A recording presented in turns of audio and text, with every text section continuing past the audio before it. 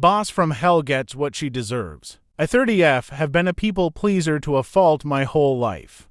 I have been working in marketing for 10 plus years. Over the years, I've had my fair share of bosses who were good, average, and some who sucked. There is one in particular that stood out as awful. This story is from about 5+ years ago. I was a manager under her, and my whole job was to make sure the website and stores had their products merchandised properly, received all their monthly sales materials, managed advertising, set up and managed the department's budget, PMD all department projects and operations, created reporting to reflect sales, managed presentations, creative briefs for future projects, etc. In short, I did her work and all the administrative grunt work to keep the department afloat.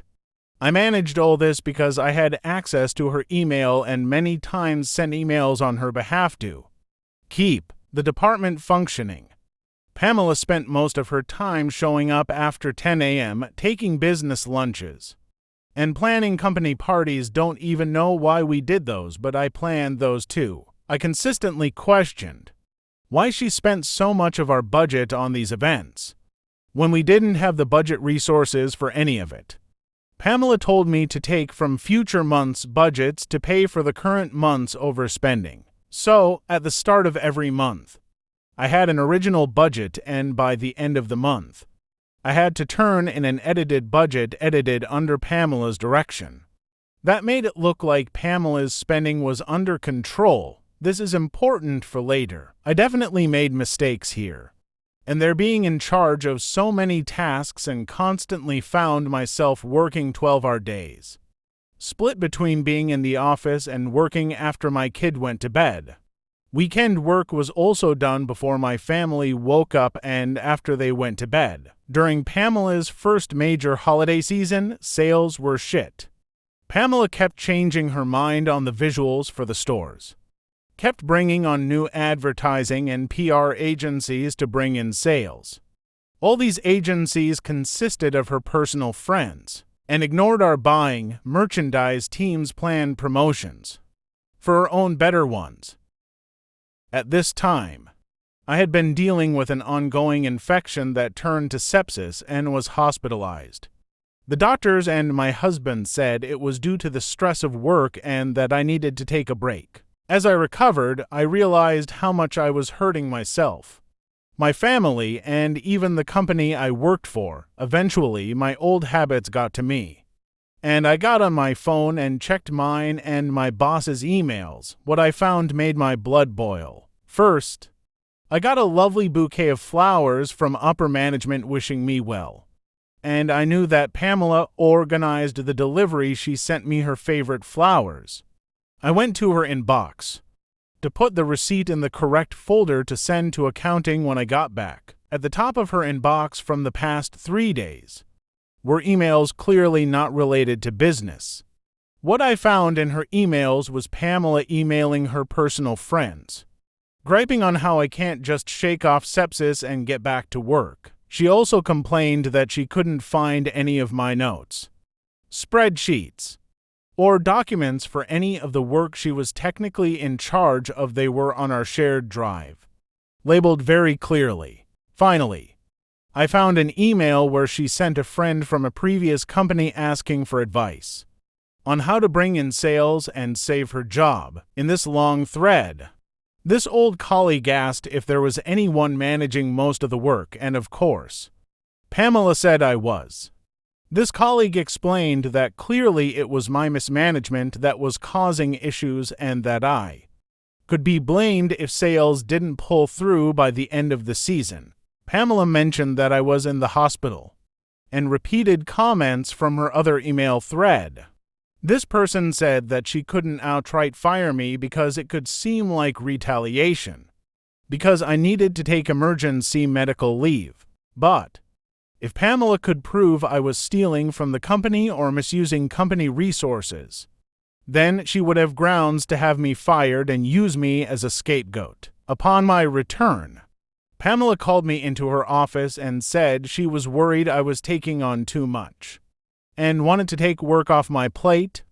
she announced was taking managing the department budget off my plate. She asked me to only drop a small stack of invoices to accounting. Additionally, Pamela told me under no circumstances was I allowed to talk to accounting about anything regarding budgets. Also, if I had any concerns about the department or workload, I wasn't allowed to go to HR. I had to discuss it directly with Pamela. Oh yeah, I could see where this was going. Unfortunately for Pamela, I had built a rapport with Lois 50s, not real name, who was our main accountant. Lois always said that she would do everything in her power to help me should I ask. Knowing this, I grabbed the stack of invoices off Pamela's desk to give to accounting. I also added the email threads I read while I was in the hospital, and the current and edited budget that Pamela hadn't touched yet for the month. I also found in my filing cabinet the hard copies of old budgets, with Pamela's handwriting on what numbers to change to balance our budget. Finally, I added an email from our first round of budget adjustments where Pamela's subtlety threatened to put someone else in my job if I couldn't do what she has. So, I walked and dropped off the invoices to accounting when I bumped into Lois.